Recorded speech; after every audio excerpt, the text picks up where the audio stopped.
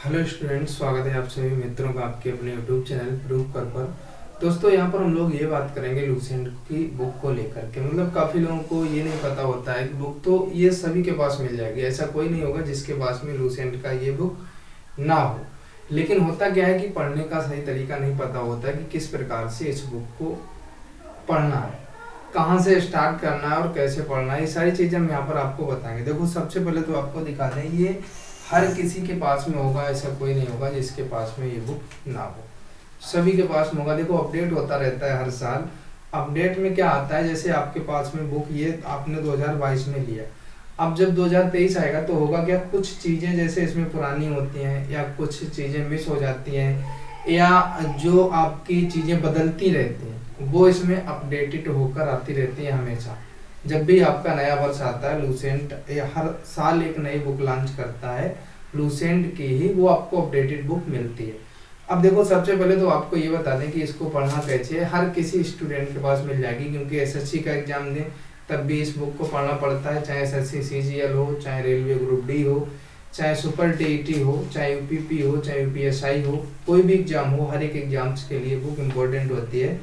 पढ़ना किस प्रकार होता है आपको वो भी बता दें। देखो, इसके टॉपिक लिखे हुए हैं, हिस्ट्री हुआ, ज्योग्राफी हुआ, पॉलिटी हुआ, चाहे कोई भी सब्जेक्ट हो, साइंस एंड टेक्नोलॉजी हो, कंप्यूटर हो, हर टॉपिक यहाँ पर लिखा हुआ है। देखो, पढ़ना किस प्रकार होता है, जैसे सबसे पहले तो हम आपको एक चीज़ ये बताएंगे, सारे टॉपिक जो हमने यहाँ पर लिखे हुए हैं ये आपकी लूसेंट बुक से ही है। जो लूसेंट का बुक होगा, अगर आप देखेंगे तो सारे टॉपिक यही होंगे। पर देखो, सबसे जरूरी बात क्या होता है, स्टूडेंट बुक लेके आते हैं और उन्होंने वो एक तरफ से ना तो कोई भी स्टूडेंट सही से उसका जो विषय सूची होता है उसको सही से देखता है।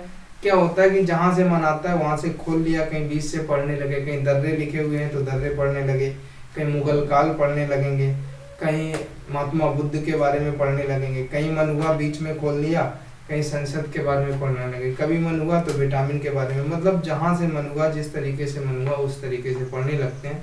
फिर क्या होता है, 8-10 दिन जब बुक नई नई आती है तो 8-10 दिन मन लगता है, इसके बाद में फिर मन नहीं लगता है और बुक को बंद करके रख देते हैं।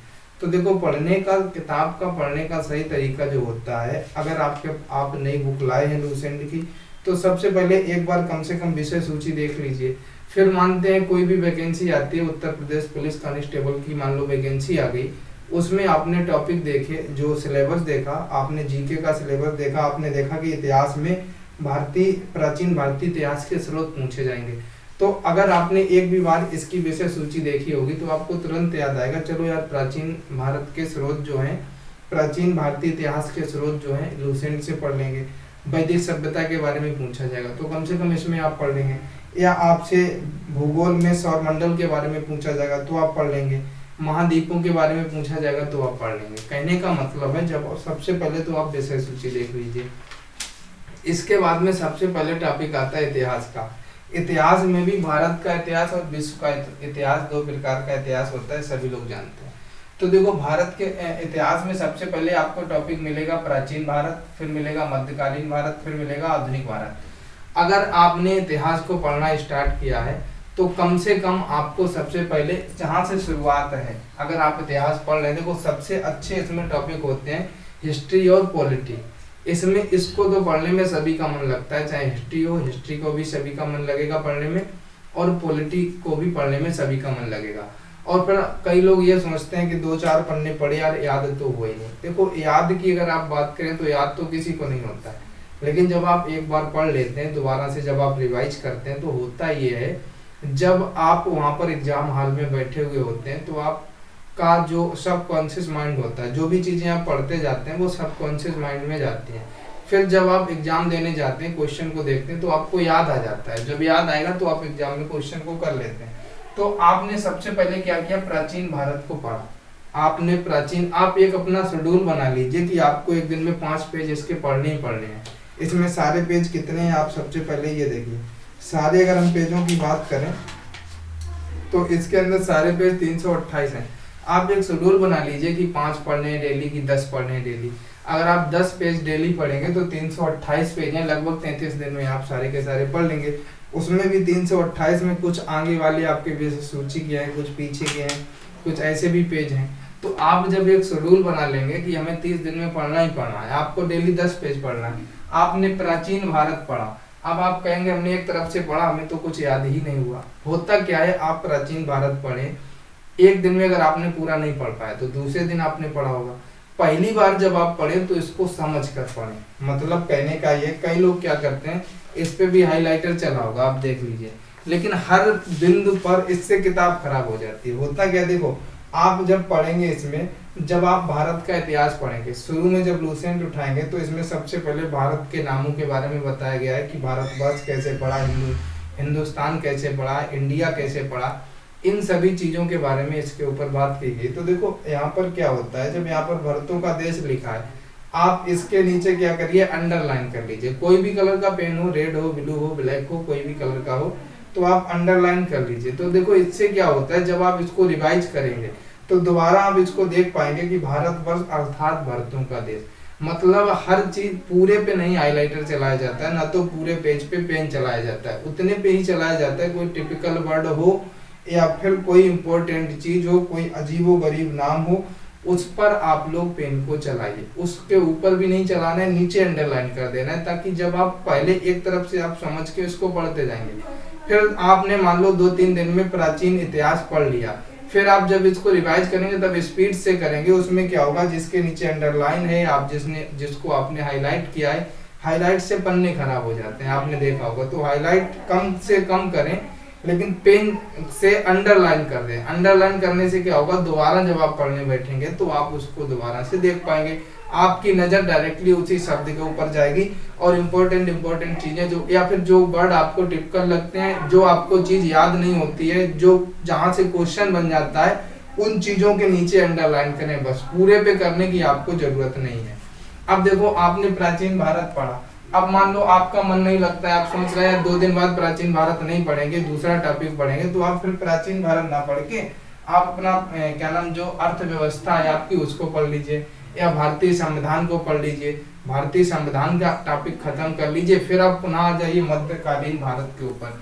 मतलब अगर आप बोर हो जाते हैं प्राचीन भारत को पढ़ के, फिर आप पढ़ते हैं भारतीय अर्थव्यवस्था या भारतीय संविधान को, इसके बाद में भारतीय संविधान को पढ़ने के बाद में पुनः आप फिर से आ जाइए मध्यकालीन भारत पे, आधुनिक भारत पे। लेकिन आपको इस तरीके से नहीं पढ़ना है, किताब को उठाया, ऐसे खोला, जहां मन हुआ चलो अब यही पढ़ लें। न्यूनतम महिला साक्षरता प्रतिशत वाले कितने राज्य हैं, नगरीय जनसंख्या वाले 5 राज्य कौन कौन से हैं, थोड़ी देर पढ़ा, परियोजनाओं के नाम पढ़े, जो भी परियोजनाएं हैं इसके बारे में, फिर बंद करके रख दिया। फिर दूसरे दिन आपने किताब खोली, ऐसे ही किया, और फिर आपका खुल गया कहीं पर, जो भी आपका कोई भी टॉपिक खुल गया उसको पढ़ा 1-2 पन्ने, फिर बंद कर दिया, तो फिर कोई फायदा नहीं होगा पढ़ने से। आपको टॉपिक वाइज जब तक आप चीजों को नहीं पढ़ेंगे, जब आपका इतिहास कंप्लीट हो जाए, एक बार आप पढ़ लें, आपको लगेगा यही कि हमको याद नहीं हुआ, लेकिन जब एक बार आप इस बुक को पूरा पढ़ लेंगे, दोबारा जब रिवीजन के लिए पढ़ेंगे, तब आपको ऐसा लगेगा कि हाँ अब बहुत कुछ हमको मालूम है। जब आप मान लो इतिहास पढ़ लेते हैं, पॉलिटी भी पढ़ रहे हैं, आपका मन आपका ऐसा करता है कि एक तरफ से नहीं पढ़ना है, कुछ और चीजें पढ़नी है, फिर आप आ जाइए विविध में।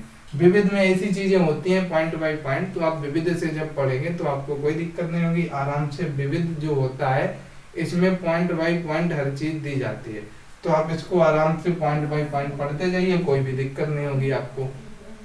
इसके विविध के बाद में फिर आपका भूगोल भी है, भारत का भूगोल, विश्व का भूगोल, इसको भी 2 पार्टों में बांटा गया है।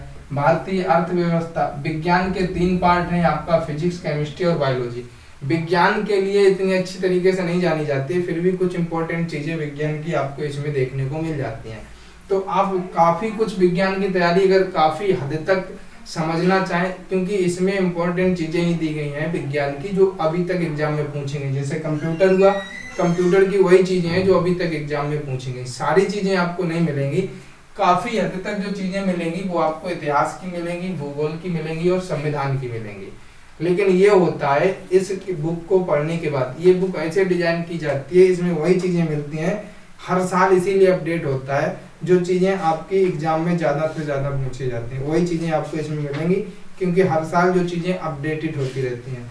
खेल से जुड़ी हुई आपको सारी चीजें मिल जाएंगी, कौन सा खेल कब से शुरू हुआ, कहाँ से शुरू हुआ, ये सारी चीजें खेल कूद से भी जुड़ी हो जाएंगी। और जो करंट का खेल का होगा, जैसे जो भी 2022 में घटनाएं खेल से जुड़ी हो रही हैं, जो 2023 में अपडेट होके लूसेंट आएगा उसमें मिल जाएंगी। तो कहने का मेरा मतलब ये है कि आपको टॉपिक वाइज पढ़ना है, ये नहीं होता है कि एक तरफ से आप पढ़ने में लग गए। इसी प्रकार एग्जाम में कई लोगों को दिक्कत होती है। होता क्या है, एग्जाम में सिलेबस को, जब आप सिलेबस आता है एग्जाम का, आप सिलेबस को देखते हो तो मन आता है, सिलेबस को नहीं देखते, मन आता है वो पढ़ते हैं। अब मानते हैं कि आपके सिलेबस में सिर्फ प्राचीन इतिहास पूछा जाएगा। अब आपने सिलेबस नहीं देखा, आप प्राचीन मध्य आधुनिक तीनों पढ़ रहे हैं। मान लेते हैं कि भूगोल में आपका भारत का ही भूगोल पूछा जाएगा, आपने सिलेबस नहीं देखा, आप भारत का भूगोल भी पढ़ रहे हैं, विश्व का भूगोल भी, यानी समय नष्ट कर रहे हैं। मानते हैं कि आपके सिलेबस में विज्ञान एवं प्रौद्योगिकी नहीं आएगा, आप फिर भी विज्ञान एवं प्रौद्योगिकी पढ़े जा रहे हैं। तो ये सारी चीजें होती हैं। सबसे जरूरी होता है सिलेबस, सिलेबस में जो जो चीजें पूछी जाती हैं उन्हीं चीजों को पढ़ा जाता है। उसके अलावा तो और चीजें आप पढ़ते ही रहते हो थोड़ी बहुत, लेकिन तभी एग्जाम में दिक्कत होता है, तब आप कहते हैं कि कम क्वेश्चन सही हो। चाहे कोई भी टॉपिक हो, चाहे आप हिंदी में क्या होता है, लड़के सिलेबस कम देखते हैं और रचनाओं को बहुत ज्यादा याद करते हैं, कहते हैं रचनाएं याद नहीं होती, रचनाएं पूछी जाएंगी। हर एग्जाम में रचनाएं नहीं पूछी जाती हैं। हिंदी की रचनाएं जो होती हैं, साहित्य जो होता है, हर एग्जाम में नहीं पूछा जाता है, लेकिन पढ़ने लगते हैं। तो इसीलिए उसी टाइप का इसमें होता है। ये जब भी आपको समझ में आएगा, ऐसा नहीं होगा आपने प्राचीन इतिहास खोला, एक दो पन्ने आगे के हटा दिए, 20 से आप पढ़ने लग गए। ऐसा नहीं करना है। आपको जो भी टॉपिक पढ़ना है उसको पूरा एंड करना है, मतलब उसको खत्म करना है, एक बार उसको पढ़ना ही पढ़ना है। जब आप एक बार पूरा पढ़ेंगे, जब आप बोरियत महसूस करें तो आप विविध को खोल लें, क्योंकि इसको भी तो निपटाना है। तो जब आपको ऐसा लगे कि मेरा मन नहीं लग रहा है, तो थोड़ा बहुत रेस्ट देके फिर विविध को पढ़ने लगे, क्योंकि इसको भी तो खत्म करना है पढ़ के। तो इस प्रकार से आपको पढ़ना है, टॉपिक वाइज पढ़ना है, कभी भी आपको दिक्कत नहीं होगी एग्जाम में, और आपका लूसेंट का बुक भी पूरा पड़ जाएगा। नहीं तो ये हर किसी स्टूडेंट के पास मिलेगी, और अभी ज्यादा से ज्यादा स्टूडेंट ऐसे होंगे जिसने इस किताब को पूरा पढ़ा भी नहीं होगा। तो यही कारण होता है कि बीच बीच में जहाँ से मन आता है वहां से पढ़ने लगते हैं, इसीलिए पूरा बुक पढ़ नहीं पाते हैं और फिर एग्जाम में दिक्कत होती है। जिसने भी एक बार इस बुक को पढ़ लिया होगा, जितने भी टॉपर्स होंगे, ज्यादा से ज्यादा स्टूडेंट जो SSC, UPSI, UPP, group D ऐसे एग्जाम जिन्होंने पास किए, उन्होंने इस बुक को अच्छे तरीके से पढ़ा होगा।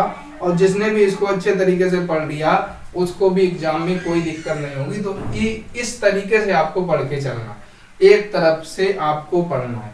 बीच एक तरफ का मतलब यह है कि ये नहीं है कि आपने इतिहास खत्म किया फिर डायरेक्ट भूगोल आ रहा है तो भूगोल ही पढ़ने, आपका मन नहीं है भूगोल पढ़ने का तो आप ना पढ़ें। आपका मन है विज्ञान पढ़ने का तो विज्ञान पढ़ें, लेकिन विज्ञान का टॉपिक पूरा खत्म करें। फिर आपका मन कह रहा है कि अब हमें अर्थव्यवस्था पढ़नी है तो अर्थव्यवस्था का टॉपिक पूरा खत्म करें। ये नहीं है कि एक दो पन्ने पढ़े हटाओ, अब नहीं पढ़ना, अब खेल कूद पढ़ेंगे। तो अब आपने खेल कूद भी पूरा नहीं पढ़ा, अर्थव्यवस्था भी वहीं छोड़ दिया बीच में, फिर आप नहीं पढ़ पाएंगे। यानी हमारा कहने का मतलब है जो भी आप टॉपिक पढ़ेंगे उसको एक तरफ से ही पढ़ेंगे। तो इस तरीके से आपको पढ़ना है तो एग्जाम में कोई भी दिक्कत आपको फेस नहीं करनी पड़ेगी। तो इस वीडियो में इतना ही, मिलेंगे नेक्स्ट वीडियो में, तब तक के लिए थैंक यू दोस्तों, जय हिंद, वंदे मातरम।